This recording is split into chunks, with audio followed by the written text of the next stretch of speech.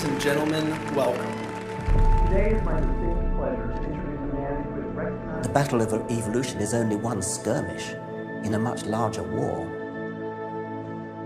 Science simply makes no use of the hypothesis of God.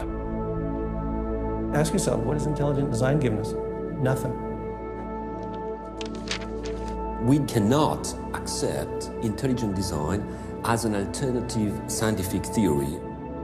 They will never accept that we have a better argument. They just pester us and they waste our time.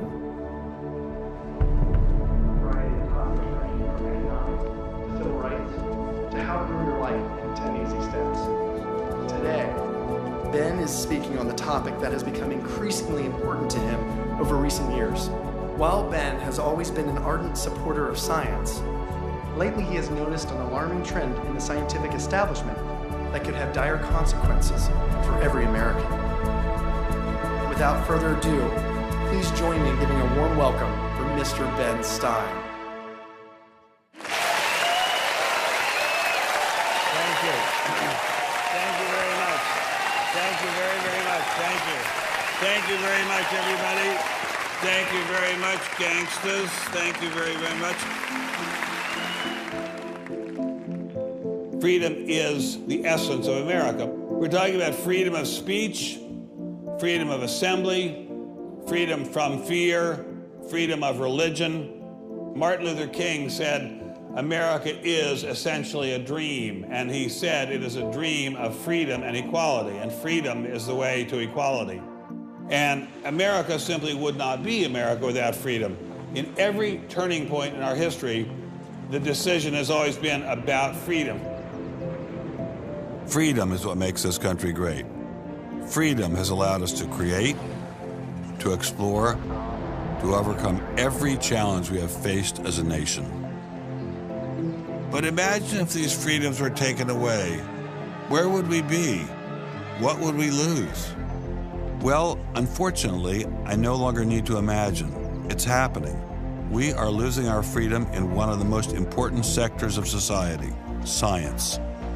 I have always assumed that scientists were free to ask any question, to pursue any line of inquiry without fear of reprisal.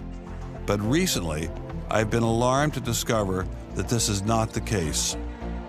It all began when I met evolutionary biologist Richard Sternberg in Washington, D.C. His life was nearly ruined when he strayed from the party line while serving as editor of a scientific journal affiliated with the prestigious Smithsonian Museum of Natural History. Your office was over there? That's correct. This here is the West Wing. Directly ahead of us is the West Wing of the Natural History Museum. So now you're not there anymore because you're a bad boy. No, I'm not. No, I was exiled. You're a bad boy. You questioned the powers that be. What was Dr. Sternberg's crime? He dared to publish an article by Dr. Stephen Meyer, one of the leading lights of the intelligent design movement. The paper ignited a firestorm of controversy merely because it suggested intelligent design might be able to explain how life began. As a result, Dr. Sternberg lost his office, his political and religious beliefs were investigated, and he was pressured to resign. The questioning of Darwinism was a bridge too far for many. The mentioning of intelligent design that occurs at the end of the paper was over the top. And I think the intelligent design proponents have raised a number of very important questions. And you wanted to get those questions brought up and discussed. Placed on the table. Placed on the table. People were so upset about it. They were so upset that you could see they had a physical emotional reaction. Wow. They were saying that Stephen C. Meyer is a well-known Christian, that Stephen C. Meyer is an intelligent design proponent, that Stephen C. Meyer is a Republican. It was all couched in terms of religion, politics, and sociology. The way the chair of the department put it is that I was viewed as an intellectual terrorist. Terrorist? Because of giving the topic of intelligent design some modicum of credibility. What happened to Dr. Sternberg was terrible, but surely it was just an isolated case. I was still pretty skeptical, so naturally I checked in with the head of the Skeptics Society, Michael Shermer. So I can't prove there is no God, or Yahweh in your case, any more than I can prove there is no Isis, Zeus, Apollo, Brahma, Ganesha, Mithras, Allah, or for that matter, the flying spaghetti monster. And think about just one thing. Why would the aliens look like this? Well, that's, these are who bipedal. Who drew that? Skepticism, it's not a position you take. It's just an approach to claims. So this one is called the borderlands of science, where sense meets nonsense. Is intelligent design nonsense? Well, it's unproven. So in that sense, it's nonsense. So I would put it in the sort of shaded areas between good, solid science and total nonsense. You know, it's sort of 3/4 of the way toward the nonsense side. But you think, nevertheless, people should be allowed to speak about it and publish papers about it? They are free to write and publish and be heard in public forums and go to conferences just like everybody else does. Well, what if a person published something, say at the Smithsonian, in favor of intelligent design and then lost his job over it? And it had been peer-reviewed, and published, and then he lost his job over it anyway. What would happen? What do you think about that situation? I think that particular situation, there was something else going on. What was going on? I don't know. I mean, I don't know, because I don't know, but I think there had to be something. People don't get fired over something like that. You roll up your sleeves, you get to work, you do the research, you get your grants, you get your data, you publish, and you work your butt off, and that's how you get your theories taught. Well, but wait a minute. What if you try and roll up your sleeves and go to work and work your butt off, and they say, well, we're going to fire you if you even mention the word intelligent design? I don't think that's happening. Where is that happening? George Mason University. Throughout its 50-year history, our mission has remained clear: to prepare a diverse population of students to think and to grow in a climate of unbridled academic freedom. After Dr. Caroline Crocker simply mentioned intelligent design in her cell biology class at George Mason University, her promising academic career came to an abrupt end. My supervisor invited me into his office. He said, "I'm going to have to discipline you for teaching creationism." And I said, I mentioned intelligent design on a couple of slides, but I did not teach creationism. He said, "Nonetheless, you have to be disciplined." At the end of the semester, I lost my job. Not only did this well-loved professor lose her job at George Mason, she suddenly found herself blacklisted, unable to find a job anywhere. So whenever I interviewed for a job, I would be offered it, usually on the spot. Since this has happened, and since people can Google my name, I'm finding that when I send my credentials, I do get interviews. I get many interviews, but I never get offered a job. I don't tell them about my science sin.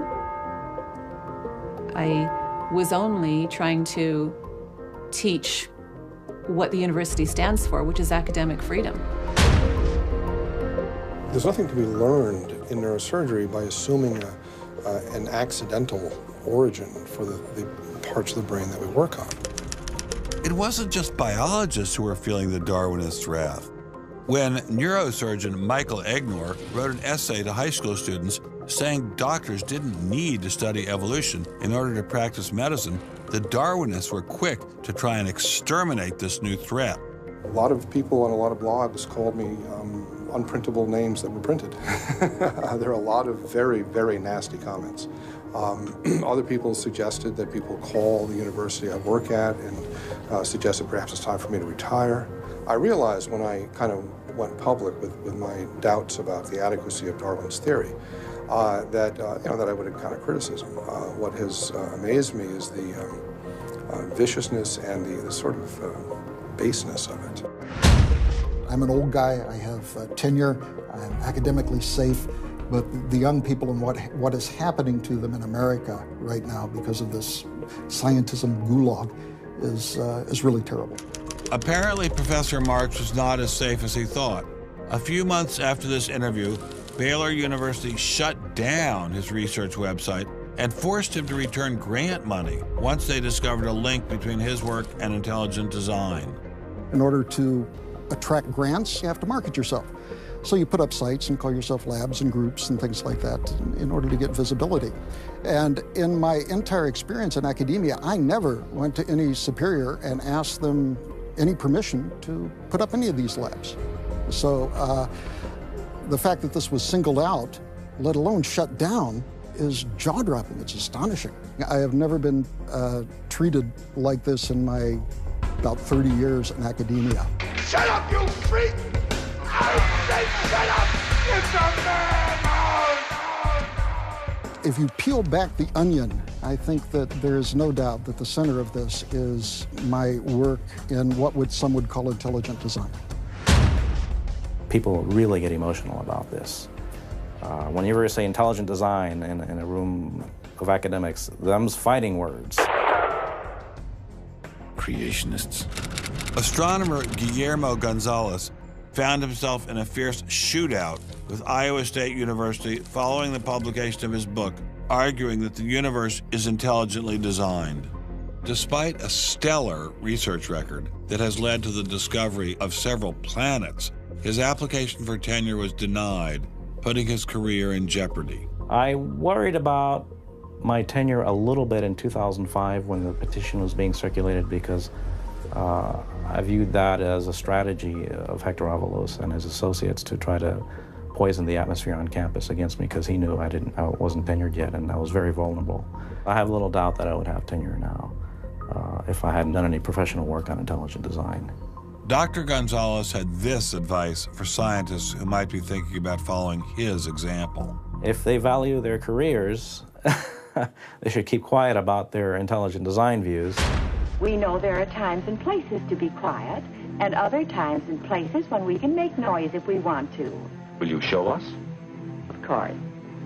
Boys and girls, how would you like to show some of the ways we know of being quiet? It's the kind of thing where you just learn to keep your mouth shut.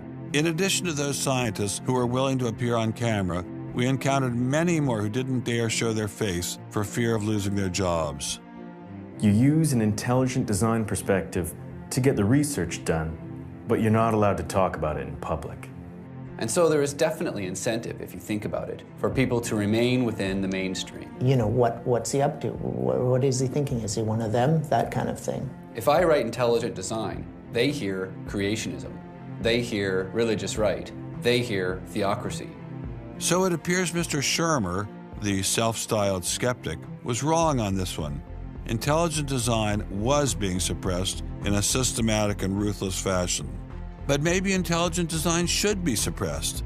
I didn't like what was happening to these scientists, but on the other hand, we don't want our kids being taught that the Earth is flat or that the Holocaust never happened. It was time to ask the scientific establishment what was so bad about intelligent design. Intelligent design people are not genuine scientists. Intelligent design is a racket. It's just propaganda. The only intelligent thing about it is to have got people to call it that. It's really very stupid as well. Everybody knows science education in America is appalling. What we don't need at this time is intelligent design in the classrooms. To present intelligent design stunts their educational growth. It stunts their intellectual growth. But what I don't understand is how these animals could have been on Earth millions of years before man. And the Bible says the whole Earth was created in only 6 days. It wasn't just the educational aspects of intelligent design that had scientists concerned. Many suspected the movement masked a much larger agenda. Intelligent design is a set of excuses to squeeze creationism into the classrooms. Get intelligent design in the schools today, and we can have school prayers tomorrow.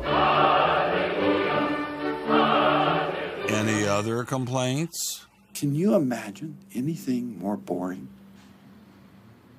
The boredom attached to ID is supreme. It is so boring that I can't even bother to think about it much anymore. It's just utterly boring. Love is in the air, everywhere I look around. Love is in the air, every sight and every sound.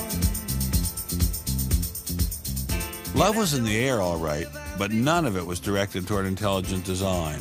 There seemed to be a lot to hate about ID, and nearly all of that hatred was focused on one place: The people from the Discovery Institute, the people who are doing the intelligent design, they're all varnish and no product. The Discovery Institute is a propaganda mill. It's an institution designed to suck in money from religious investors and turn it into a sanitized, somewhat secular version of the creation story to get it into the schools.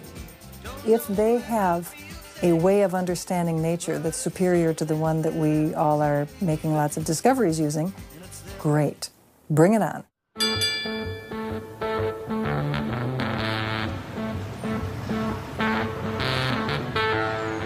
are really, really lost.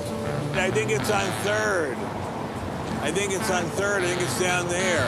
I have no idea where this place is.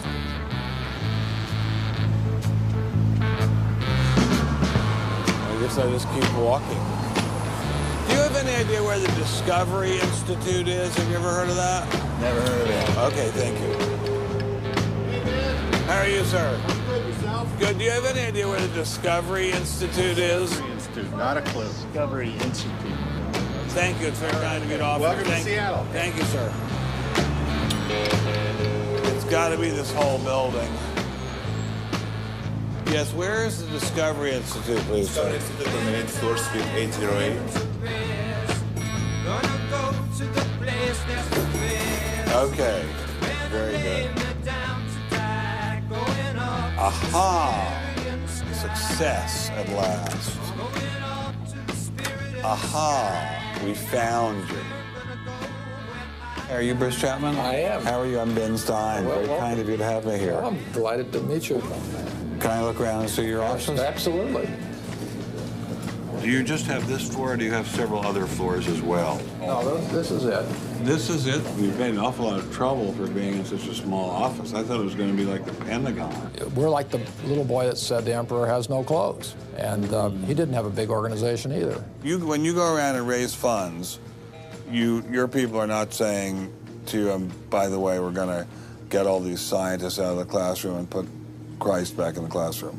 Well, I don't know that Christ has ever been in the science classroom. This is not a religious argument. This is something that people, we have fellows who are Jewish or agnostic or various other things. There are people, there are Muslim scientists. There are people of all kinds of backgrounds who agree that Darwin's theory has failed. And so why would you bring religion into it? You don't need religion. This is a red herring, Ben. People who don't have an argument are reduced to throwing sand in your eyes. Well, if the Discovery Institute could get its wish about this subject, what would your wish be? Well, on this subject, as on others, we'd like people to be able to have a robust dialogue and even a debate where the evidence, the best evidence, in this case, the best scientific evidence is made available to people. Well, surely no one questions there should be a debate. Oh, yes, they do. They do? They say the debate has been settled. Well, that the issue's when settled. was the debate settled? Ben, I'd like you to talk to the scientists. You don't want to get your science from me. Mr. Chapman claimed ID had nothing to do with religion. So why was my first stop Biola University, formerly known as the Bible Institute of Los Angeles? Your own personal Jesus. Someone to hear your prayers, someone who cares. Footnote in the history of science, Your inference that own Stonehenge was caused by intelligence. personal These inferences are Jesus. remarkably stable in terms of all the knowledge. Someone to hear your prayers, someone who's there.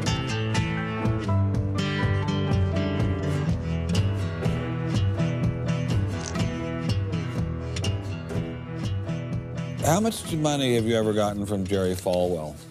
$0. How about Pat Robertson? 0. Are you a minister? No. Are you a priest? No. Pastor? No. Youth pastor? Oh, I did teach Sunday school once. Has this all been resolved? I mean, aren't we all Darwinists now? Except for a few cranks like you? Well, it's a funny thing that questions that aren't properly answered don't go away. This question is loaded with all kinds of political baggage, but one-on-one at a scientific meeting after the third or fourth beer, My experience has been that many evolutionary biologists will say, yeah, this theory's got a lot of problems. So you're meaning to tell me that there really is a debate among scientists about whether or not evolution occurred? Well, evolution is a kind of funny word. It depends on how one defines it.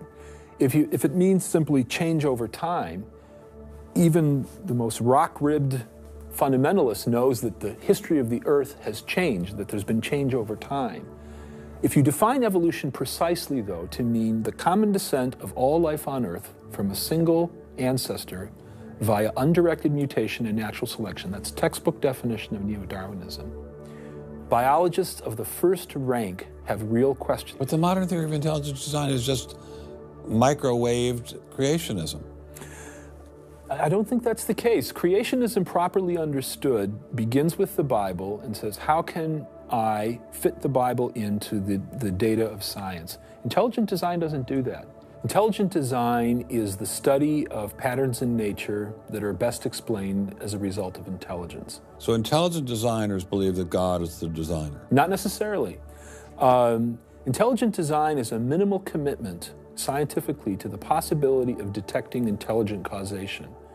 Dr. Nelson didn't sound like a crazy person, but I still suspected ID was nothing but reheated creationism. My next stop didn't seem like it was going to alleviate those fears. I didn't crawl out of the ocean, I didn't come from no monkey. Science tends to forget evolution's just a theory. They present it in the textbooks and on animal TV. Like it's back, but tell me, were you there 12 million BC? Evolution is from an intelligent design perspective, is perfectly acceptable if the sense is that how did the design get implemented? The issue is there real design there, and are these material mechanisms like natural selection, are these adequate to account for everything we see in biology? And our argument is no, it's not. But Darwin produced all this evidence from his travels and his studies at the Galapagos that evolution explained things. If you look at the history of science, people often have a good idea and then they decide just to run with it. And they say, we're going to apply this everywhere. And so Darwin takes his idea of natural selection and says, I'm going to explain all of life with it. I mean, physics used to be Newtonian physics. Newton was physics. And then we got to look to Einstein, general relativity. It's not, Newton isn't enough. Well, I think likewise what we're finding with Darwin is that he had some valid insights, but it's not the whole picture. Okay, Darwinism may not be the complete picture, but what made these guys think they had the missing pieces? I put this question to Dr. Stephen Meyer, author of the paper that originally got Dr. Sternberg in so much trouble. It's hard to believe that this little town is the headquarters of giant Microsoft, which enabled Mr. Gates to become fantastically rich. Maybe that's what Steve Meyer's doing here. Maybe this is somehow going to make him fantastically rich. We'll pin him down like a butterfly on a butterfly board. Butterfly on a killing board. Coffee shop straight ahead. Newton is buried in the geniuses corner at Westminster Abbey, right? That's correct, yeah. Darwin is also buried in Westminster Abbey. Right, and so is Darwin. Right near each other, right? And you're here in Redmond in a little building without a sign. Right? And you're obviously an incredibly smart guy, but how dare you challenge someone who's buried in the geniuses corner next to Newton at Westminster Abbey? Well, it may seem a little cheeky, but it's what scientists are supposed to do. When I was in Cambridge, one of my supervisors often advised us to beware the sound of one hand clapping, which was a way of saying if there's an argument on one side, there's bound to be an argument on the other. And what I found in studying the structure of the argument in The Origin of Species is that for every evidence-based argument for one of Darwin's two key propositions, there is an evidence-based counter-argument. Well, but is it a debate? I mean, there's just you and a couple of other guys in a dinky little office downtown, say on one side, and there's the faculties of all the great universities of the world on the other side. Speaking with a great uniform and authoritative voice. Right. Yeah. Well, in any case, the debate really isn't going to be settled by numbers. It's going to be settled by the evidence and the arguments. While I was still in Bill Gates country, Dr. Meyer recommended I check in with molecular biologist Jonathan Wells. What kind of names do they call you? Creationist. What do you say back to them when they say you're a creationist? Well, I usually don't get the opportunity. What's at stake for you personally here? First of all, I love science. I think the way Darwinism corrupts the evidence, distorts the evidence, is bad for science. Well, the other scientists would tell you to just shut up if you love science, okay? Because you're sort of being a bomb thrower into science. I am upsetting the apple cart, and I think it deserves to be upset in this case. Why? Because the evidence is being distorted to prop up a theory that I think doesn't fit it. Was Darwinism really that bad? Perhaps a change of scenery would give me a fresh perspective. Quand je t'ai vu au coin de la rue, tout est vide, j'ai cru que tous les deux, sous le ciel bleu, nous serions très heureux.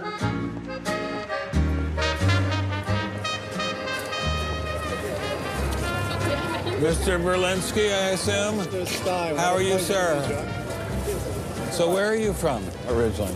I was born in New York. Yes. Spent 31 years in Manhattan. Yes. And I spent a lot of time in California, too. And tell me all the various universities where you studied or taught. No, I was at Princeton, then I had a professorship at Stanford, and then I left Stanford, and I taught at Rutgers. I left Rutgers, and I taught at the City College in New York. I left the City College of New York. I taught at the Baruch College. I taught at San Jose. What did you teach at Baruch College? Anything they wanted. Come on in. Thank you, monsieur.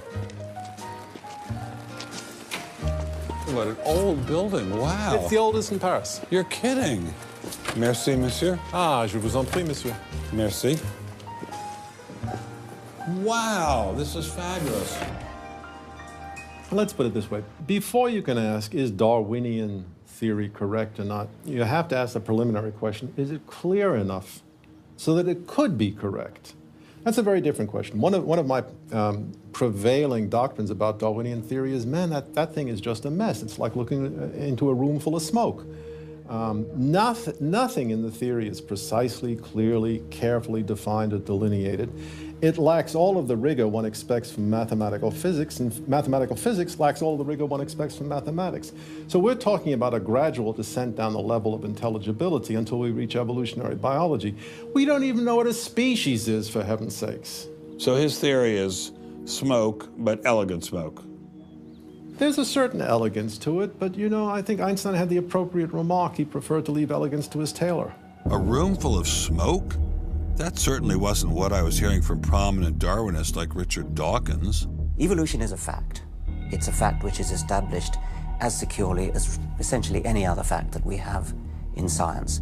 Richard Dawkins is so confident that evolution is a fact, and that therefore God doesn't exist, that he has devoted his entire life to spreading the evolution gospel. I'm an atheist with respect to the Judeo-Christian God because there is not a shred of evidence in favor of the Judeo-Christian God. It is completely right to say that since the evidence for evolution is so absolutely, totally overwhelming, nobody who looks at it could possibly doubt that if they were sane and not stupid. So the only remaining possibility is that they're ignorant, and most people who don't believe in evolution are indeed ignorant. But the people I spoke with weren't ignorant. They were highly credentialed scientists. So there had to be something else going on here. So you think the whole theory of evolution is false, or just certain parts of it? Well, again, evolution is a slippery word. I would say minor changes within species happen. But Darwin didn't write a book called How Existing Species Change Over Time. He wrote a book called The Origin of Species. He purported to show how this same process leads to new species, in fact, every species. And the evidence for that grand claim is, in my opinion, almost totally lacking. How does Darwin or Darwinism say life began? Well, he didn't know, and in fact, nobody knows. So Darwinism, strictly defined, starts after the origin of life and deals only with living things. Well, how can there be a theory about life without a theory about how life began? Well, a grand overarching evolutionary story, of course, does include the origin of life, but Darwin's theory doesn't begin until you have the first cell. Well, does someone have a theory about how life began?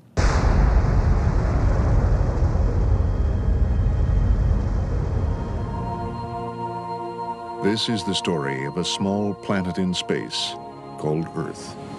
For a typical Darwinian explanation of how life originated, Dr. Wells directed me toward this documentary. The chemical elements essential for life, hydrogen, oxygen, carbon, and nitrogen, were now in place. What was needed was a way of combining them. Perhaps the energy came from lightning. Whatever it was. Excuse me? Whatever it was, energy managed to arrange these chemical ingredients in just the right way. Whatever it was? I was hoping for something a little more scientific. The most popular idea has been that life emerged spontaneously from primordial soup. In 1953, Stanley Miller mixed water, methane, ammonia, and hydrogen to simulate the early Earth's atmosphere. Then he ran electricity through it in an attempt to jumpstart life. It didn't work. While the initial results seemed promising, 50 years later, most serious scientists have abandoned this approach in favor of alternate theories. Prominent Darwinist Michael Roos attempted to explain one of them to me. He wasn't kidding. How did we get from an inorganic world to the world of the cell? Well, one popular theory is that it might have started off on the backs of crystals. My crystal ball. Molecules piggybacked on the back of crystals forming, and that this led to more and more complex. But of course, the nice thing about crystals is every now and then you get mistakes, mutations, and that this opens the way for natural selection. But at one point there was not a living thing, and then there was a living thing. How did that happen? Well, this is I've just told you. And I don't see any reason why you shouldn't go from very simple to more and more complex to more and more complex. I don't either, but I don't know how you get from mud to a living cell. That's my question. Yes, well, I've told you. I think it was on the back of crystals. On the backs of crystals. On the backs of crystals is at least one hypothesis, yes. So that's your theory, and you think that is more likely and less far-fetched than intelligent design? I think it is. I wouldn't put Ben Stein's money on Dr. Roos's joyriding crystals, but it did make me wonder, what were the chances of life arising on its own? It's been speculated that probably there would have to be a minimum of about 250 proteins to provide minimal life function. If that's really true, then I think it's almost inconceivable that life could have happened in some simple step-by-step way. Okay, so the simplest form of life requires at least 250 proteins to function. What's so difficult about that? Welcome to the Casino of Life. Who wants to spin for a chance to win? Oh, sure. I'll give it a shot. What do I win? Take a look at this. Huh? How about the world's first single-cell organism? This perfectly aligned string of proteins could be yours. Now, take a spin.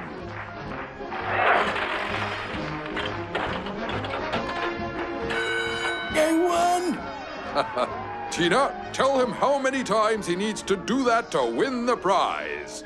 250. That's right, folks, and all in the correct order. But that's impossible. We've heard that before, haven't we, Richard? Come on, Mother Nature, do your thing. You stupid machine! I hate you!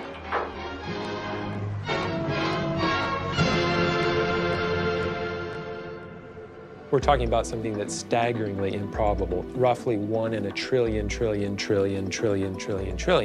Let all of life choose a million, a trillion. The number is essentially zero. Something has to skew nature to choose the ones that work. So, in the game of life, it looks as if the house always wins. Luckily, some serious scientific minds have figured out a way to beat the odds. Directed panspermia. When faced with the overwhelming problem of the origin of life, Nobel Prize winner Francis Crick proposed this theory, that life was seeded on Earth, which basically means aliens did it. Crystals? Aliens? I thought we were talking about science. not science fiction. We don't know what caused life to arise. Did it arise by a purely undirected process? Or did it arise by some kind of intelligent guidance or design? And the rules of science are being applied to actually foreclose one of the two possible answers to that very fundamental and basic and important question. So the rules of science say we will consider any possibility except one that is guided. Exactly. No matter how life began, on the backs of crystals or in the test tube of some intelligent designer, everyone agrees it started with a single cell. But what is a cell? Let me ask you a question. Yeah. Darwin wrote The Origin of Species in 1859, published it in 1859. He had an idea of the cell as being quite simple, correct? Yeah, everybody did. Okay. If he thought of the cell as being a Buick, what is the cell now in terms of its complexity by comparison? A galaxy. If Darwin thought a cell was, say, a mud hut, what do we now know that a cell is? More complicated than a Saturn V. So what is in a cell as far as we know now? A world that Darwin never could have imagined. I needed someone who could give me a glimpse into this world. So we went to molecular biologist Doug Axe. Think of a cell as being a nanofactory, a factory where, on a very small scale, digital instructions are being used to make the components of the factory. Here we have the famous DNA double helix. You can see the two helical strands that are intertwined and wind around each other on the outside of the molecule. This is the material that stores all of our genetic information. In higher life forms, this will be the equivalent of something like a gigabyte of information stored in the molecules that form the individual chromosomes, all packed within the nucleus, which is a tiny fraction of the entire cell size. So what does DNA do? Well, the information in DNA ends up providing the information for sequencing the amino acids to make proteins. We have information in a one-dimensional form that provides the information for a three-dimensional form.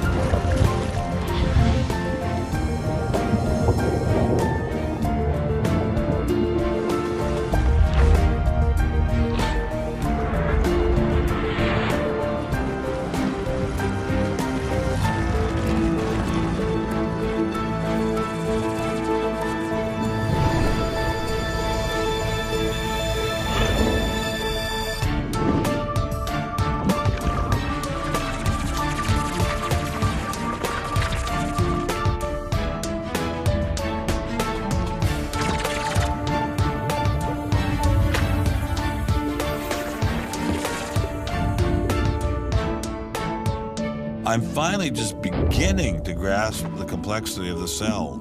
Are there systems within the cell that go well beyond Darwinian evolution? Some type of cellular technology that drives adaptation, replication, quality control, and repair?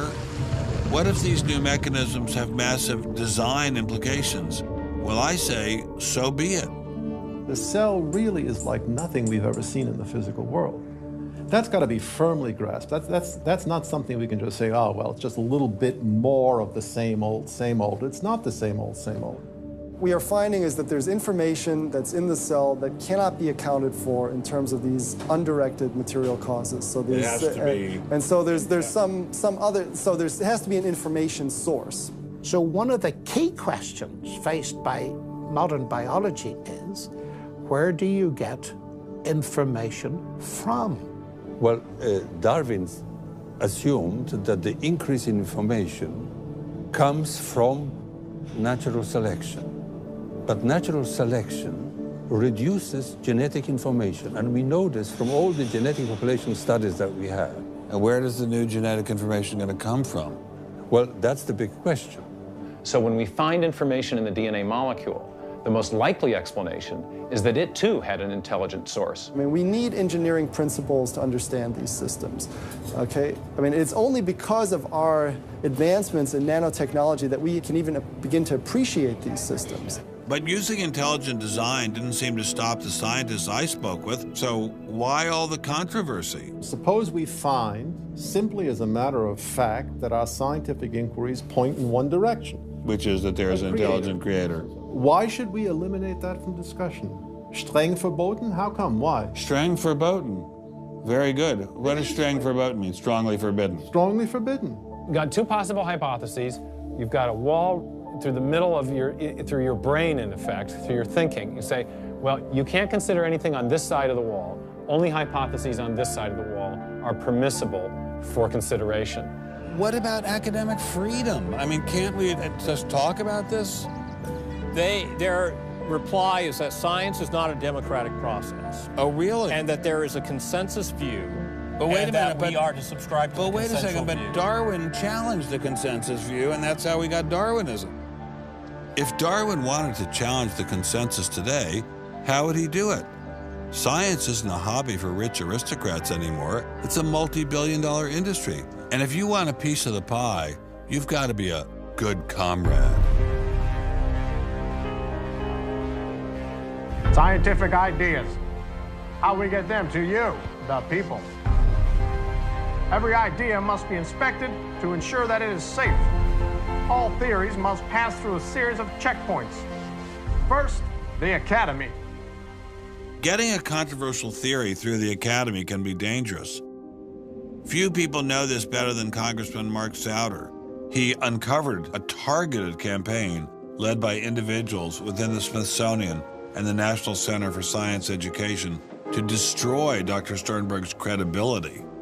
If you want peer reviews, if you want to be published, if you want to go to respected institutions, the core view does not tolerate dissent. There's kind of a, this is the way it is, and anybody who's a dissenter should be squashed. Are you going to be on my side if I let you up? Sure, Chick, sure. I'm on your side. Just let me up. I'll do anything you say. Souder isn't the only one who has witnessed the Academy's tactics. Journalist Larry Witham has seen similar behavior during his 25 years of covering the evolution controversy. Once you're thick in science, you can't question the paradigm. But if you want to get grants, if you want to be elected to high positions, if you want to get awards as a promoter of public education of science, you can't question the paradigm. People cannot be trusted to form their own opinions. This business about open-mindedness is nonsense. Why is the scientific establishment so afraid of free speech? There is this fear that if one aspect of the theory is closely scrutinized, there's going to be an unraveling. Who are you? Oh, I am the great and powerful Wizard of Oz. I interviewed dozens and dozens of scientists, and when they're amongst each other or talking to a journalist who they trust, they'll speak about, it's incredibly complex, or molecular biology is in a crisis. But publicly, they can't say that. Keeping a keen eye on the Academy, our various watchdog organizations. Listen to Eugenie Scott of the National Center for Science Education. The NCSE has been at the heart of virtually every evolution controversy over the past 25 years, vigorously defending the Darwinian gospel. We have had a lot of business, unfortunately, at NCSE in the last few years, because virtually every state in which science education standards has come up for consideration has had a big fight about the coverage of evolution in them. NCSE was started by a group of scientists and teachers who were very concerned because in the late 70s and early 80s there were a lot of attempts to pass equal time for creation science and evolution laws. And clearly this is something that neither scientists nor teachers liked. It wasn't exactly help the creationists are coming, but it's, kind of along those lines. Most scientists just throw up their hands and say, creationists, they drive me crazy, you handle it. And we've worked a lot with science education organizations. The most important group we work with is members of the faith community, because the best kept secret in this controversy is that Catholics and mainstream Protestants are okay on evolution. Are you sure about that, Eugenie? Liberal Christians have been fighting with conservative Christians for so long that they'll side with anybody against the fundamentalists. And Eugenie Scott says, well, welcome over. There's a kind of science defense lobby, or an evolution defense lobby in particular. They are mostly atheists, but they are desperately wanting to be friendly to mainstream, sensible religious people. And the way you do that is to tell them that there's no incompatibility between science and religion. But is there really an incompatibility? Can't we believe in God and Darwin? Implicit in most evolutionary theory is that either there's no God or God can't have any role in it. So naturally, as many evolutionists will say, it's the strongest engine for atheism. If they called me as a witness, and a lawyer said, Dr. Dawkins, has your belief in evolution, has your study of evolution turned you towards atheism? I would have to say yes. And that's the worst possible thing I could say for winning that court case. So people like me are bad news for the science lobby, the evolution lobby. By the way, I'm being a hell of a lot more frank and honest in this interview than many people in this field would be. Working hard to keep ideas in check are our friends in the media. Morning, paper. Paper, mister?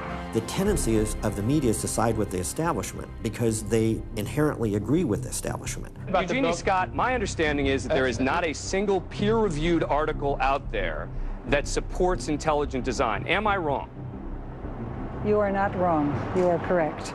I believe that we get coverage, but we always get coverage like we're the outsider, not like it's an even debate. But instead of merely reporting news, he analyzes it, often expressing his personal opinions. We constantly deal with reporters who refuse even to report the correct definition of intelligent design. They, over and over again, talk about life is so complex, God must have done it. Just admit it, it's religion. It's very simple. You just can't, it's religion. It's a wanton distortion of our position. Study desk. I've got a hot story here. You can look at Associated Press stories, and the same sentence will appear in those stories for 10 years. Intelligent design says that life is too complex. It's called a boilerplate.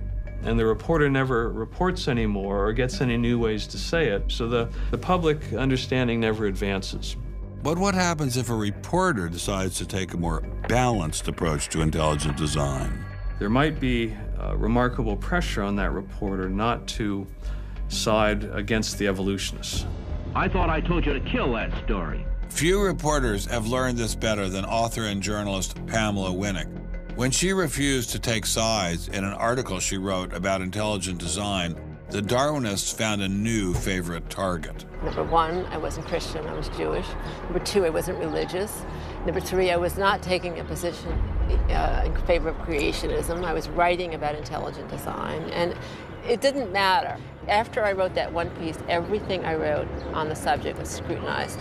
There were hate letters coming into the newspaper. If you give any credence to it whatsoever, which means just writing about it, you are just finished as a journalist.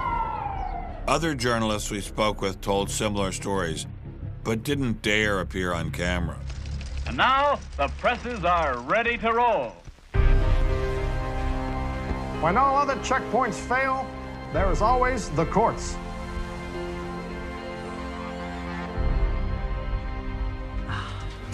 We have spent an enormous amount of time trying to prove to the court what everybody already knows, that intelligent design is a particular religious belief. But I thought scientific questions were settled by the evidence, not by taking people to court and suing them. How do other countries deal with such disputes? Dr. Marcy Giertuk, a population geneticist who now represents Poland in the European Parliament, was able to shed some light on this topic. The censorship of teaching criticism of evolution is and always was much stronger in, say, in your country, in the United States, than it ever was in Poland. Why? Why would the censorship? That is because you have a political correctness in your country. These issues are brought to court And the court says what you can and what you cannot teach. We want to know what you teach, what books you use, how you teach it. We never had that sort of way of deciding scientific issues in Poland. We never had the courts involved. So you are saying that as far as the teaching of science is concerned, Poland is freer academically than the United States? I think in this particular issue of evolution, I think this is true. But how effective are the courts in deciding such matters? What about the general idea that intelligent design is doomed as a result of several recent legal setbacks? I think court cases don't decide anything. I mean, if you look at the Scopes trial, who won that trial? It wasn't the evolutionists. I mean, it was the Tennessee law was upheld, barring evolution. And yet, in the popular imagination, Scopes is the hero. Inherit the Wind, that movie, which is really bogus history based on the Scopes trial, has carried the day. These issues go much deeper than any decision by a judge. The evolution debate does seem to run much deeper than the courts, much deeper even than science. To generate this level of hostility, ID must threaten something at the very core of the Darwinian establishment. The entire globe is today the site of a momentous conflict. It is the challenge of ideas.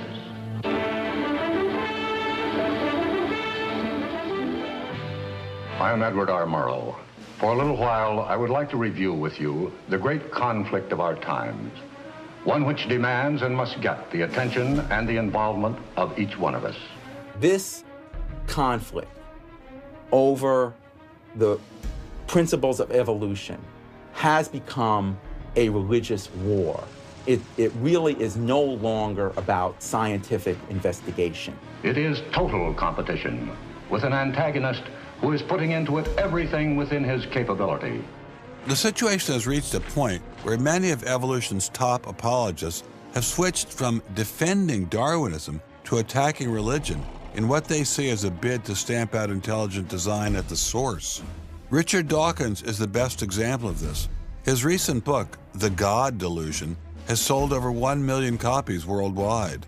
The God Delusion is my long-expected, long-worked-on, full-frontal attack on religion. To me, science is about trying to explain existence, and religion is about trying to explain existence. It's just that religion gets the wrong answer. But is Dawkins correct? Are science and religion really at war? For an appraisal of this continuing and protracted conflict, we can go to a reporter who has watched the growing conflict with the perception of a trained military observer. Oxford professor Alistair McGrath, author of The Dawkins Delusion, seemed like the ideal person to answer my question. Richard Dawkins has a charming and very, I think, interesting view of the relationship between science and religion. They're at war with each other, and in the end, one's got to win, and it's going to be science. It's a very naive view. It's based on a complete historical misrepresentation of the way science and religion have interacted. Dawkins seems to think that a scientific description is an anti-religious argument. Describing how something happens scientifically somehow explains it away. It doesn't. But the questions of purpose, intentionality, the question why, still remain there on the table. And I think it's just a catastrophic mistake to have someone like Dawkins address himself to profound issues of theology, the existence of God, the nature of life. He hasn't committed himself to disciplined study in any relevant area of inquiry. He's a crummy philosopher. He doesn't have the rudimentary skills to meticulously assess his own arguments. Genius guy, though. Very smart guy. A little bit of a reptile, but a very smart guy. The opposing point of view in this conflict rests on a fundamentally different vision of man. If you have two distinguished scientists, and in fact you can range many more on each side, as you know, saying exactly opposite things, that's telling me that the conflict is not between science and belief in God. Otherwise, you'd expect all scientists to be atheists. But it's a worldview conflict. It's between scientists who have different worldviews. You've got two competing explanations of the evidence. One says design, one says undirected processes. Both of them have larger philosophical or religious or anti-religious implications. So you can't say that one of those two theories is scientific and the other is unscientific simply because they have implications. Both have implications. People who tell you, for example, that science tells you all you need to know about the world, or that science tells you that religion is all wrong, or science tells you there is no God, those people aren't telling you scientific things. They are saying metaphysical things, and they have to defend their positions for metaphysical reasons. What is being presented to the public is, first comes the science, and then comes the worldview. I would want to argue that that may not be the case, that it may actually be the other way around, that the worldview comes first and is influencing the interpretation of science. My deep regret is some people are so deeply entrenched in their own worldviews that they will simply not countenance alternatives. I'm actually a person of the left. I'm not even a particularly religious person. I think of myself as a kind of humanist. And I think it's sending a very bad message to religious people who are interested in science, that in some sense, in order to do science credibly, they have to leave their religious beliefs at the door. The founders of early modern science, Sir Isaac Newton, Robert Boyle, Johannes Kepler, Galileo, most of these early scientists all not only believed in God, but they thought their belief in God actually made it easier to do science. You can be religiously motivated and you can do good science. And they have more often gone together than not gone together. Admitting our biases is the best way towards rational discussion, which I would welcome. Rational debate is a nice thought, but it's nearly impossible in the current climate. I'd seen the chilling effect that this unquestioning devotion to Darwinism has had on science, but were there other consequences? No gods, no life after death, no ultimate foundation for ethics, no ultimate meaning in life, and no human free will are all deeply connected to an evolutionary perspective. You're here today and you're gone tomorrow, and that's all there is to it. Dr. Will Provine, professor of the history of biology at Cornell University, gave us another disturbing glimpse into where Darwinism can lead. Oh, I was a Christian, but I never heard anything about evolution because it was illegal to teach it in Tennessee. Dr. Provine's first biology professor changed all that. He started talking about evolution as if it had no design in it whatsoever. And I came up to him and I said, "You've left out the most important part." And he said, "If you feel the same way at the end of one quarter, I want you to stand up in front of the students in this class and tell them this deep lack in evolution." And I read that book so carefully, and I could find no sign of there being any design whatsoever in evolution. And I immediately began to doubt the existence of a deity. But it starts by giving up an active deity. Then it gives up the hope that there's any life after death. When you give those two up, the rest of it follows fairly easily. You give up the hope that there's an immanent morality. And finally, there's no human free will. If you believe in evolution, you can't hope for there being any free will. There's no hope whatsoever of there being any deep meaning in human life. We live, we die, and we're gone. We're absolutely gone when we die. Dr. Provine is no stranger to the prospect of death. Nearly a decade ago, he was diagnosed with a large brain tumor. Let's suppose my tumor comes back, as it almost certainly will.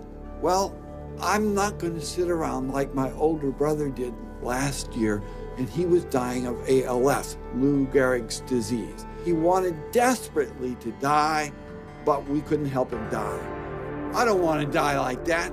I'm going to shoot myself in the head long before then. I'm going to do something different. I hope these are empty words for my friend, Dr. Provine, because shortly after this interview was recorded, he learned his brain tumor had returned. I don't feel one bit bad about holding the views that I do. There's not anything in the views I hold that makes me, oh, I wish I had free will, or, oh, I wish there were a God. I don't ever wish that. Dr. Provine's deconversion story was typical amongst the Darwinists we interviewed. Biologist P.Z. Myers, who runs the pro-Darwin anti-religion blog Pharyngula, says science eroded his faith as well. I never hated religion. I found religion quite comfortable, and I liked the people in it. What led to the atheism was learning more about science, learning more about the natural world, and seeing these horrible conflicts with religion. And it was then, when I discovered evolution, when I discovered Darwinism, that I realized there's this magnificently elegant, stunningly elegant explanation, which I didn't quite understand to begin with. When I did understand it, then that finally killed off my remaining religious faith. After hearing these stories, I was not surprised to discover that most evolutionary biologists share Professor Dawkins' views. It appears Darwinism does lead to atheism, despite what Eugenie Scott would have us believe. And if you separate out the ethical message from religion, what have you got left? You got a bunch of fairy tales, right? I think that God is about as unlikely as fairies, angels, hobgoblins, etc. Religion, I mean, it's just fantasy, basically. It's completely empty of any explanatory content. And it's evil as well. Half the people in this country think that drugs is what you have to regulate to make us safer, and half the people think guns, that's what you got to regulate to make us safer. But I always think if you're going to regulate one thing that has the most potential to cause death and destruction, religion. You got to start with religion, and Religion is an idea that gives some people comfort, and we don't want to take it away from them. It's like knitting. People like to knit. You know, we're not going to take their knitting needles away. We're not going to take away their churches. But what we have to do is get it to a place where religion is treated at the level it should be treated. That is something fun that people get together and do on the weekend and really doesn't affect their life as much as it has been so far. So, what would the world look like if Dr. Myers got his wish? Greater science literacy, which is going to lead to the erosion of religion. And then we'll get this nice positive feedback mechanism going, where as religion slowly fades away, we get more and more science to replace it. And that will displace more and more religion, which will allow more and more science in. And we'll eventually get to that point where religion has taken that appropriate place as a side dish rather than the main course. But will eradicating religion really lead to a modern utopia? Let me try to imagine that, and let's let history be our guide.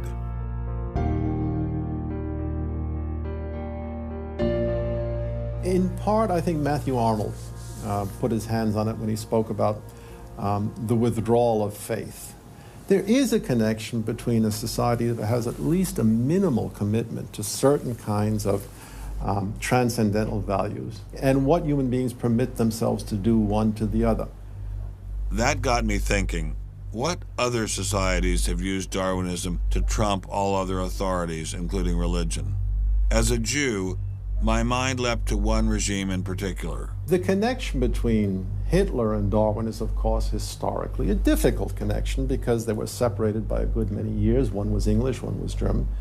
Nonetheless, if you open Mein Kampf and read it, especially if you can read it in German, the correspondence between Darwinian ideas and Nazi ideas just leaps from the page. Of course, you have to add every historical caution. Not everyone who read Darwin became a Nazi. Obviously not. No one is making that case. Darwinism is not a sufficient condition for a phenomenon like Nazism, but I think it's certainly a necessary one. This was a connection I had to explore personally.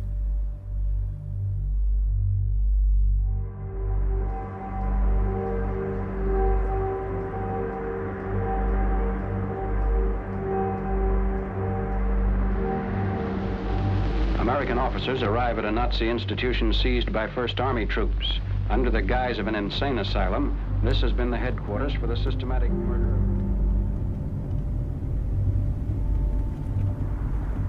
So what is this place? During the Second World War, 15,000 people were killed here. Why were they killed? They were killed because they were people with handicaps, Why kill them? What's the point of killing them? People who were not able to work, people who were not able to live by themselves, that they were useless eaters. Useless eaters. And life unworthy of living. This idea grew up in the 20s. So long before National Socialism, biologists, anthropologists, they thought that maybe mankind could, or the government could interfere into the growth of the population. I see. And they had the utopia that they would have a society without illness and without handicap. Alles Lebensschwache geht in der Natur unfehlbar zugrunde. Wir Menschen haben gegen dieses Gesetz der natürlichen Auslese in den letzten Jahrzehnten furchtbar gesündigt. Wir haben unwertes Leben nicht nur erhalten, wir haben ihm auch Vermehrung gewährt. Die Nachkommen dieser Kranken sahen so aus, die tiefer stehen als jedes Tier. So this was a Darwinian concept? Yes. And also a Malthusian concept, very much Malthusian. Malthusian? Thomas Malthus, who said that there was a shortage of resources, English philosopher, so there was a shortage. Yes, but the Nazis, they relied on Darwin. They relied on Darwin? Yes, Darwin and German scientists. Patients were led down this hallway to Nazi doctors who decided who would live and who would die. They were accompanied by 15 nurses. Nurses, yes. Nurses, male and female nurses. So nurses were helping lead them to their doom. Yes.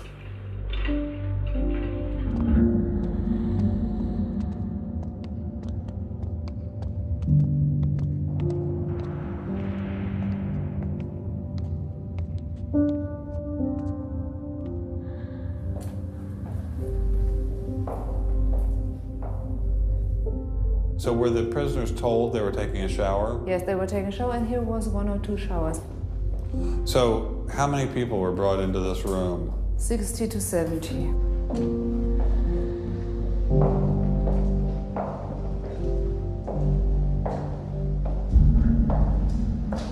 So what is this? This is the dissection table. Do you ever think to yourself, the sane ones were the ones lying here having their brains removed? The insane one was Dr. Gorgas and all the other people did?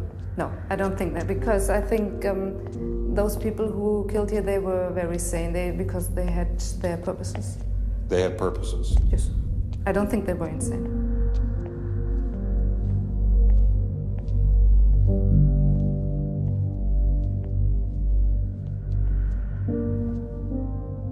They had 2 crematory ovens. I see. And they killed about 70 people.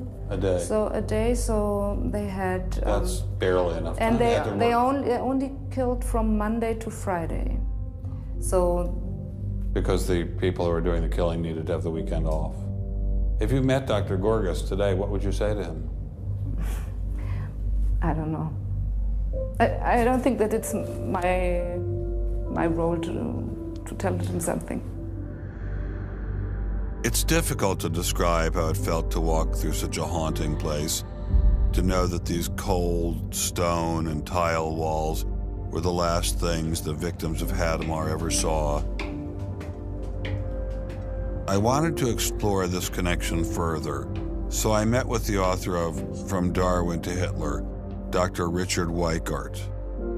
Hitler and many of the physicians that carried out this program were very fanatical Darwinists, and particularly they wanted to apply Darwinism to society. Was wir uns unter der deutschen Jugend der Zukunft wünschen, ist etwas anderes, als was die Vergangenheit sich gewünscht hat.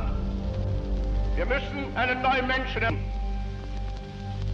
auf das unser Volk nicht an den typischen Degenerationserscheinungen dieser neuen Zeit runter geht. Many of these people in the 19-teens, 1920s who were putting forward some of these ideas about racism were considered the leading scientists. These were Darwinists who were taken seriously by fellow academics. It's not to say that all academics believed it. These leading academics, were there any of them who were Americans? There were plenty of Americans who were saying similar kinds of things. Not only were Americans saying such things, they were pioneers in this fledgling science known as eugenics. They thought they could help evolution along by sterilizing the so-called feeble-minded and prohibiting them from getting married. Physicians who are aware of the history of 20th century American medicine harbor some bad feelings towards Darwinists because of eugenics. And eugenics, which was an attempt to breed human beings, it was the darkest chapter of American medicine ever. There were 50,000 people involuntarily sterilized because they were deemed unfit to breed, basically. Eugenics isn't just history. The spirit of the movement lives on today. Margaret Sanger was the head of Planned Parenthood.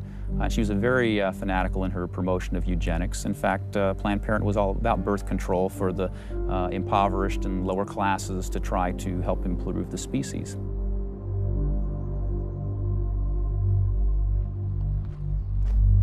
From Hadamar, I traveled with Dr. Weikart to Dachau, where the Nazis applied the ideas of eugenics on a massive mechanistic scale.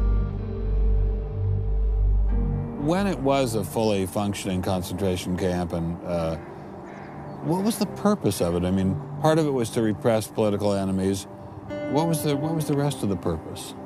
Well, beyond the repression of the political enemies, which was its purpose at the very beginning, then later on it transformed into repressing racial enemies. And sometimes those categories overlapped because sometimes they thought that these people were political enemies because they were inferior biologically. The war itself was part of the Darwinian struggle for existence for Hitler. And he saw the extermination of the Jews as one of those fronts to this warfare going on as this Darwinian struggle for existence. Would you say that Hitler was insane? No, I wouldn't say he was insane. I think he had imbibed some very, very wrong ideas. And in fact, I think he took the logic of them in certain ways that brought him to take very radical solutions for them. Would you say he was evil? Oh, I'd definitely say he was evil. Is there such a thing as evil? Oh, I think there is. And is there such a thing as good? Oh, definitely. And evil can sometimes be rationalized as science. Oh, sure. And evil can sometimes be when it's rationalized as science, and I think when it's rationalized in this particular way, I think Hitler thought he was doing good. He thought he was doing good? Oh, I think so. He thought he was benefiting. He thought he was benefiting humanity by driving evolution forward and creating a better humanity.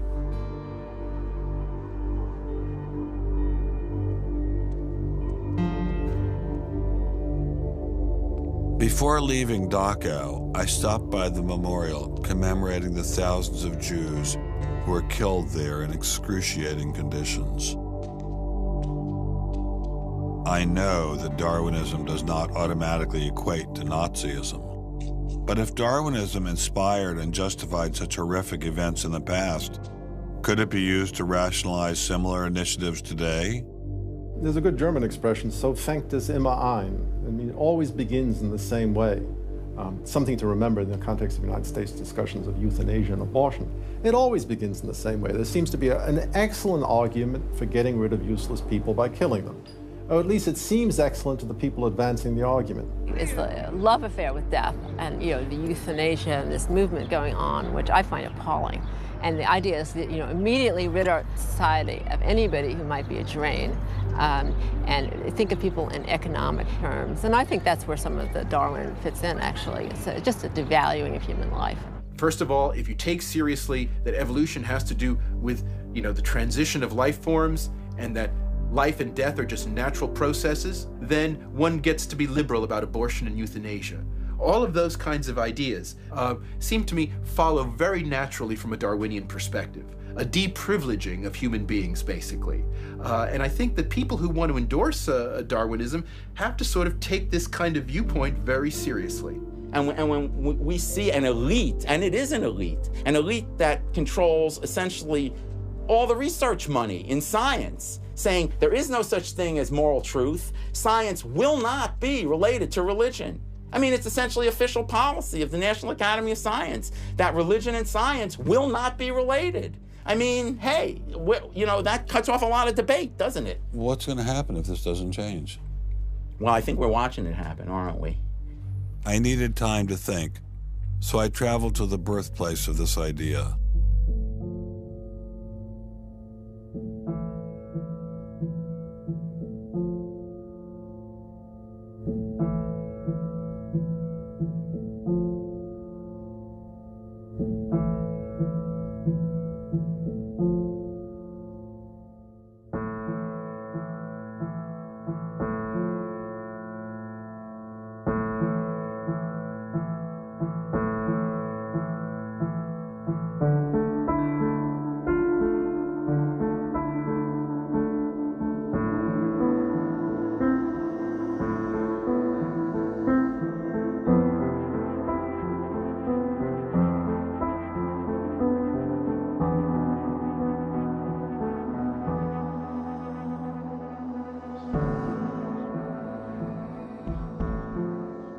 With savages, the weak in body or mind are soon eliminated.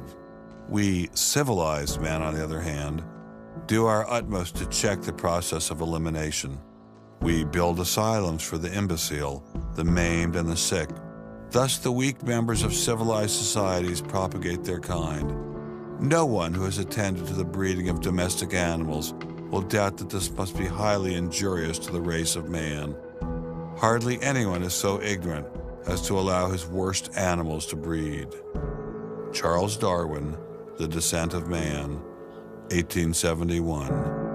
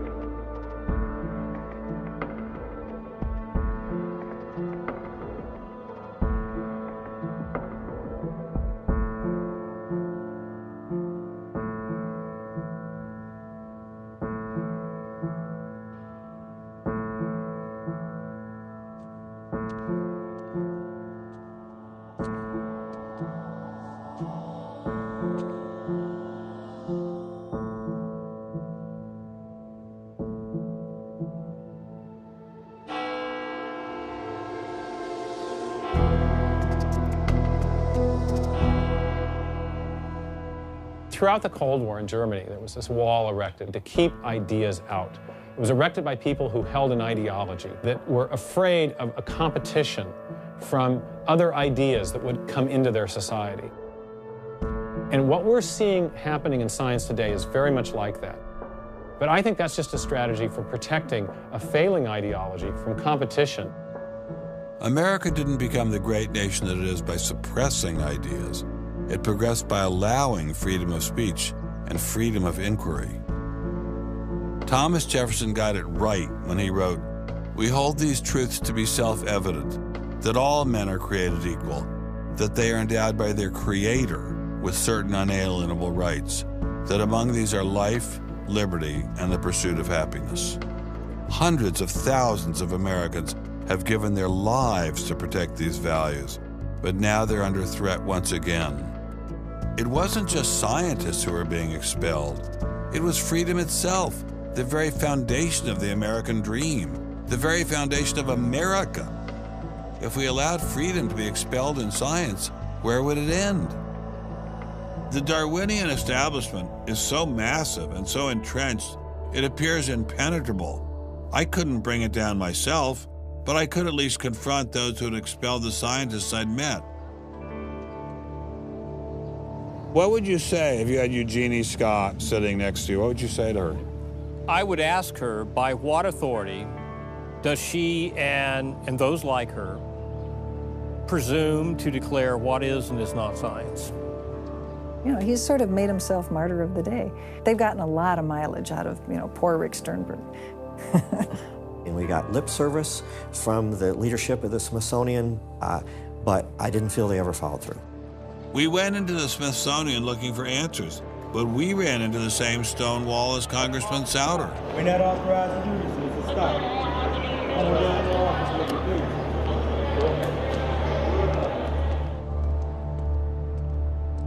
He said, nonetheless, you have to be disciplined, and I lost my job. We did get an interview with a spokesman from George Mason, but it was impossible to knock him off his script. Her contract was not renewed. It was simply not renewing her contract, which she's satisfied.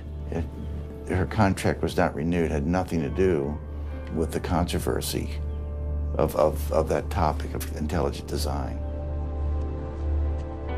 I have never been treated like this in my about 30 years in academia. We received a similar reception at Baylor University. They refused to admit that what had happened to Dr. Marks had anything to do with ID. Certainly the conversations I've had, this has not, the intelligent design situation has not been the thrust of the conversation. It's a procedural issue, and that's the way we dealt with it. Funny, that's not how Dean Kelly put things in his original email to Dr. Marks.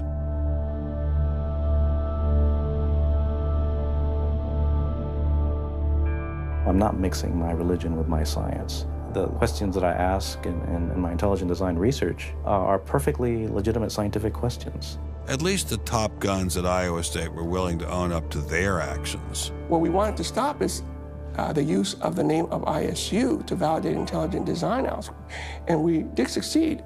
I really think a lot of Guillermo. He's a great guy. So, I mean, that's why I'm kind of disappointed, all right, that he should have just left this alone. So, in my opinion, should have just left it alone. Dr. Hauptmann elaborated further on his great regard for Gonzalez. This is quoting an email from you to Mr. Avalos. You say, "Sometimes it is just best to ignore idiots," in reference to Guillermo. And then the religious nutcases should be challenged at every opportunity. Yeah, because, for example, you... in that case, I'm thinking more of, say, the creationist crowd who claims that God put all the animals on an ark and that's it, all right? That's where all of our animals came from today. That's crazy, okay? You shouldn't be insulting even children with that kind of thing. So these are the idiots, all right? They've always been around. They've always been around. Going after the perpetrators in each of these cases wasn't getting me anywhere. So I reconnected with Dr. Berlinski and Dr. Schroeder to see if they had any advice.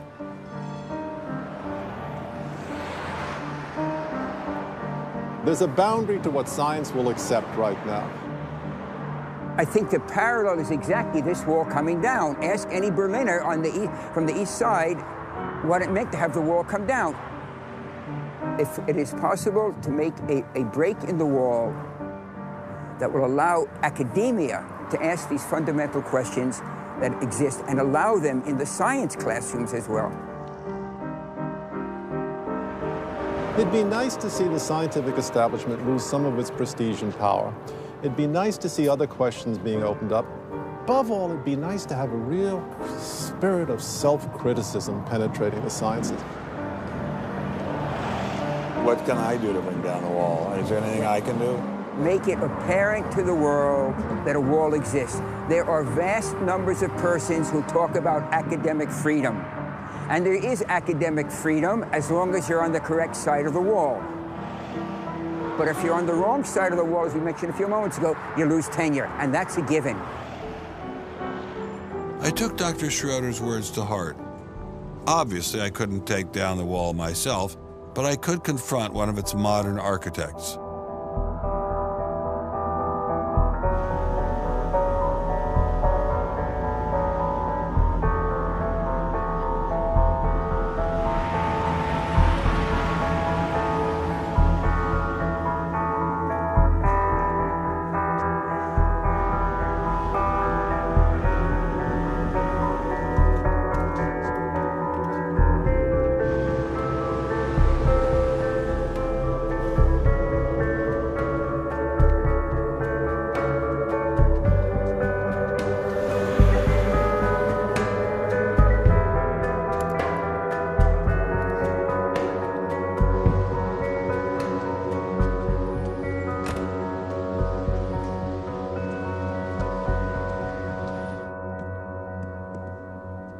Professor Dawkins. How are you? I'm Ben Stein. I'm so sorry to keep you waiting. How are you? Fine, thank you. You have written that God is a psychotic delinquent invented by mad, deluded people. No, I didn't say quite that. I said something rather better than that. Oh, well, please tell us what you said. Please tell us what you said. Well, I would have to read it from the book. No, please. The God of the Old Testament is arguably the most unpleasant character in all fiction. Jealous and proud of it, a petty, unjust, unforgiving control freak, a vindictive, bloodthirsty ethnic cleanser, a misogynistic, homophobic, racist, infanticidal, genocidal, filicidal, pestilential, megalomaniacal, sadomasochistic, capriciously malevolent bully. So that's what you think of God? Yeah. How about if people believed in a God of infinite lovingness and kindness and forgiveness and generosity, sort of like the modern day God? Why spoil it for them? Why not just let them have their fun and enjoy it? I mean, I don't want to spoil anything for anybody. I write a book, people can read it if they want to. I believe that it is a liberating thing to free yourself from primitive superstition. So religion is a primitive superstition? Oh, I think it is, yes. So you believe it's liberating to tell people that there is no God?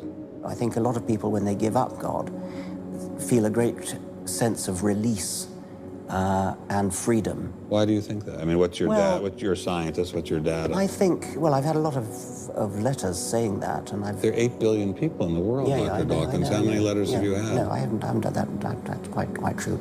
Professor Dawkins seemed so convinced that God doesn't exist that I wondered if he would be willing to put a number on it.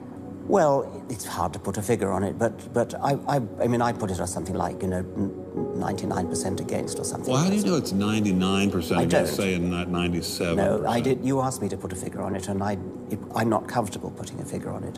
I think I just think it's very unlikely. What? But you couldn't put a number on it? No, of course not. So it could be 49%. Well, it would be. I mean, I think it's unlikely, but it's quite far from 50%. How do you know? I don't know. I mean, I put an argument in the book. Well, then who did create the heavens and the earth? Why do you use the word who? You see, you immediately beg the question by using the word who. Well, then how did it get created? Well, by a very slow process. Well, how did it start? Nobody knows how it started. We know the kind of event that it must have been. We know the sort of event that must have happened for the origin of life. And what was that? It was the origin of the first self-replicating molecule. Right, and how did that happen? I told you we don't know. So you have no idea how it started? No, nor has anybody. Nor has anyone else. What do you think is the possibility that intelligent design might turn out to be the answer to some issues in genetics or in evolution?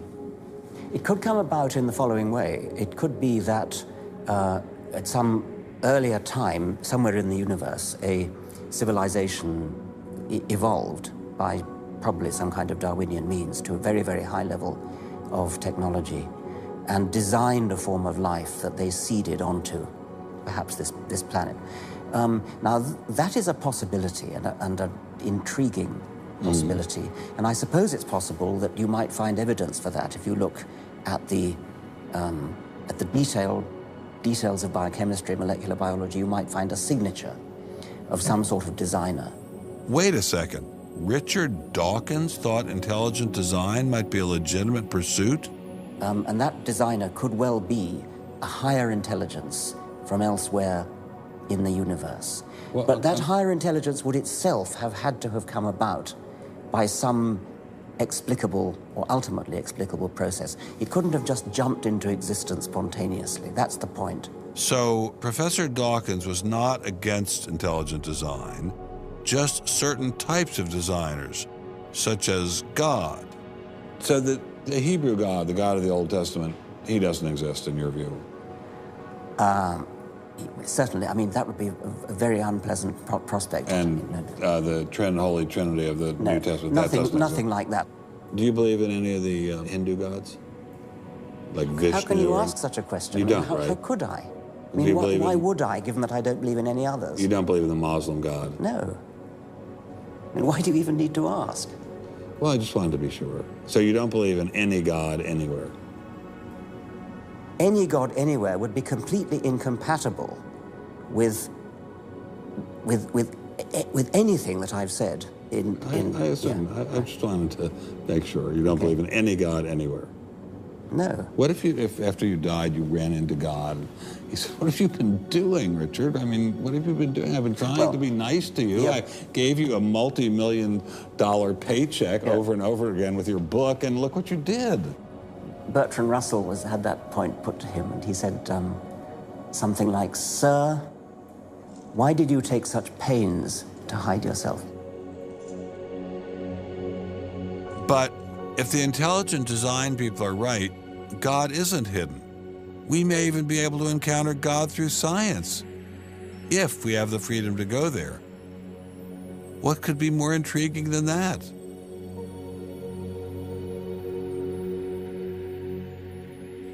We take freedom for granted here in the United States. Freedom is what this country is all about. And a huge part of freedom is freedom of inquiry. But now, I'm sorry to say, freedom of inquiry in science is being suppressed. Behind me stands a wall that encircles the free sectors of this city, part of a vast system of barriers. There are people out there who want to keep science in a little box where it can't possibly touch a higher power, cannot possibly touch God. Those barriers cut across Germany in a gash of barbed wire, concrete, dog runs, and guard towers. If you believe in God, and you believe that there's an intrinsic order in the universe, and you believe that it's the role of science to try to pursue and understand better that order, you will be ostracized. I'm frightened by this, but I'm not going to let it stop me from investigating and from speaking. The wall cannot withstand freedom. What I'm asking for is the freedom to follow the evidence wherever it leads. My hope is that there'll be enough independent thinking scientists who don't like to be told what to think. People on both sides of the argument being prepared to talk and listen. And above all, a willingness to keep these dialogues open. It might allow a lot of very good scientists to be scientists who aren't being allowed to be scientists right now. I don't care what they end up as being. I don't care if they end up being religious, a young earth creationist. If they have thought their way through the issues and get there, I'm all for them. And why do I think we're going to win in this struggle? Because truth-crushed earth will rise again. To find out what's true has a value all of its own. If it has additional good consequences, so be it. Because no lie can live forever. I believe that science gives us one perspective on the world, and our religious insight gives us another perspective on the world. And by putting the two together, they will see more deeply and more truly. And if we will stand up for freedom, freedom is the victor. And if we all do that, we will overcome.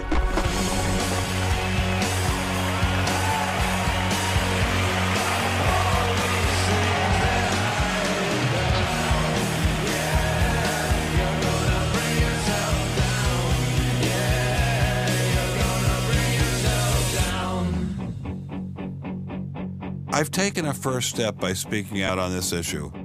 But if the wall is to come down, we all have to do our part. Some of you will pay a heavy price for speaking out. You may even lose your job.